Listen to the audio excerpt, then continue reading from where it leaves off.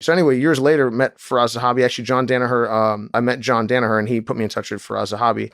I started training at TriStar. Immediately loved working with Faraz and learning under Faraz. Started training at TriStar, and I did my first real professional MMA fight as someone that actually had practiced a little bit prior in, I think, August 2012. And that was against a guy. He was 4-5 at the time, so had some experience. Good kind of like first go for me, honestly, and I won that fight by TKO. And then it was a little bit of time off, and then I did another fight against a tough guy named Majid Hamo. He was 5-2 at the time. I think he was 3-0 as amateur. So he had a good little bit of fighting experience.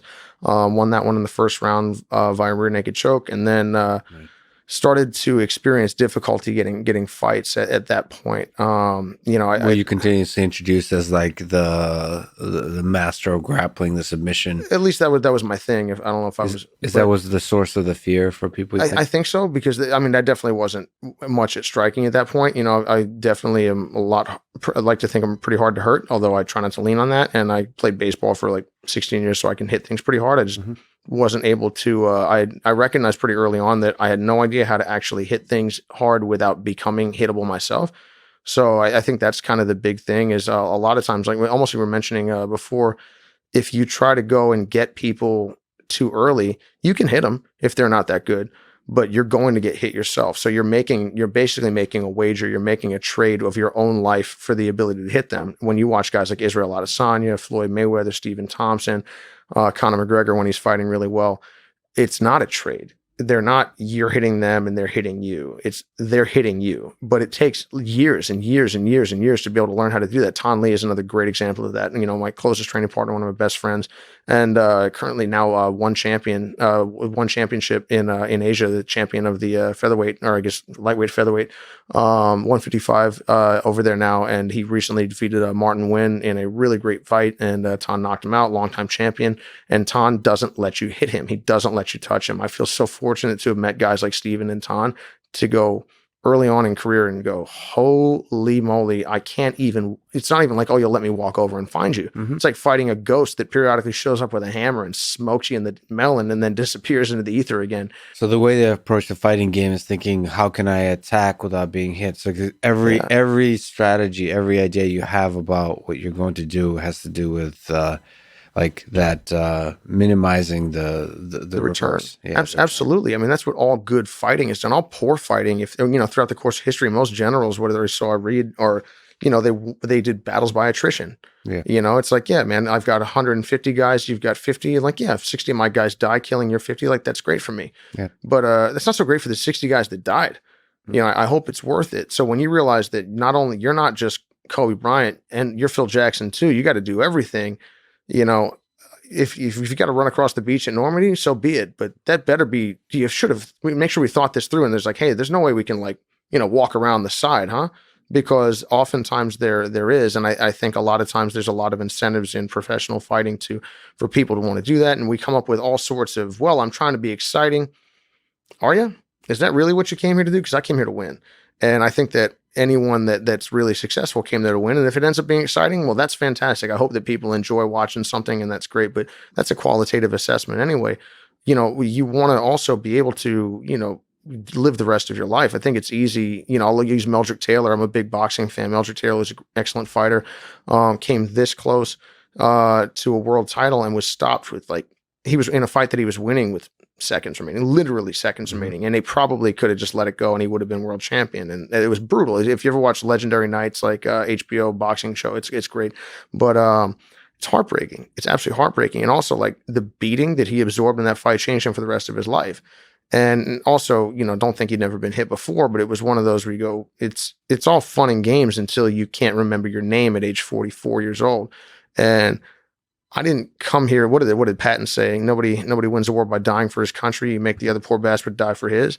And I think that's kind of what we're shooting for. And, the lionization of absorbing damage and that not being a big deal. Like you hear that all the time. So-and-so can take shots that would put a lesser fighter down.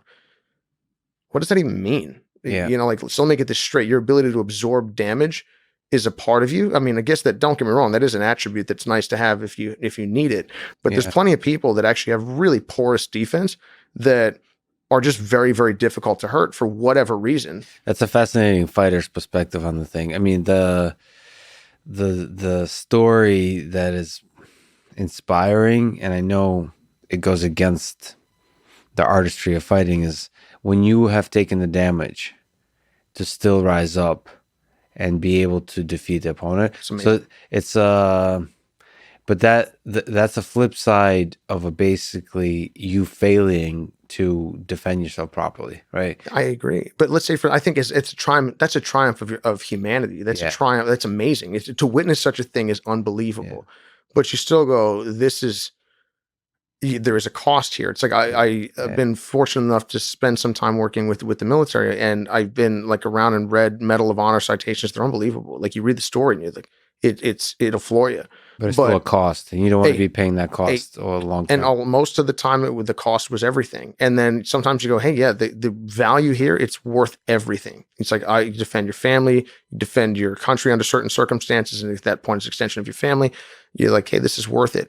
To casually throw your life away or throw your health away, it's foolish. There's nothing great about that. And like you said, it's still an amazing thing to see, but it's also amazing to see you not take damages. The Floyd Mayweather, it's the artistry of like not being hit. And I wonder if maybe that's why people don't resonate with Floyd as much. Obviously, Muhammad Ali was such a time and place, a great man for so many different reasons. Although it was funny to remember, like there were times when he wasn't very popular. We love him now because of time of context, time to move away from some of the nonsense he had to deal with.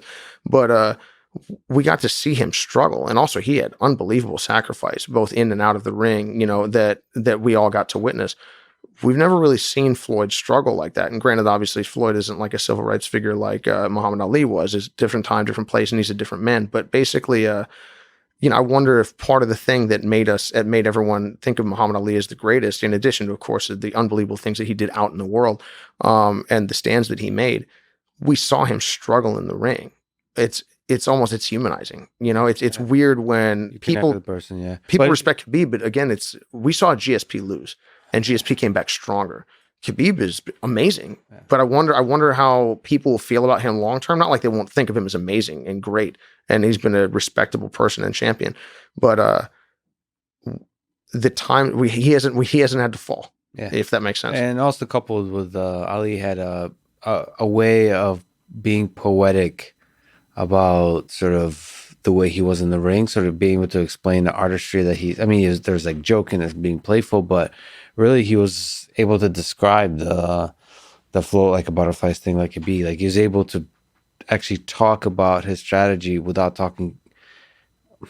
crossing that line into the Floyd Mayweather when you're just talking about money and just talking shit. That's true. Actually, Conor McGregor, when he's not talking shit, is pretty good at like talking about the art of the martial, very smart guy. And I wish Khabib did the same.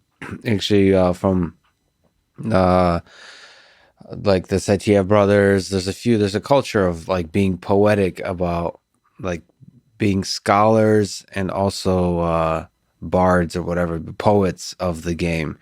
And Khabib is more like just simple, and he lets his actions speak, which is great too. It's poetic in its own way. Yeah, it's great, but it's nice when you can tell stories, and that's probably why Ali was the great.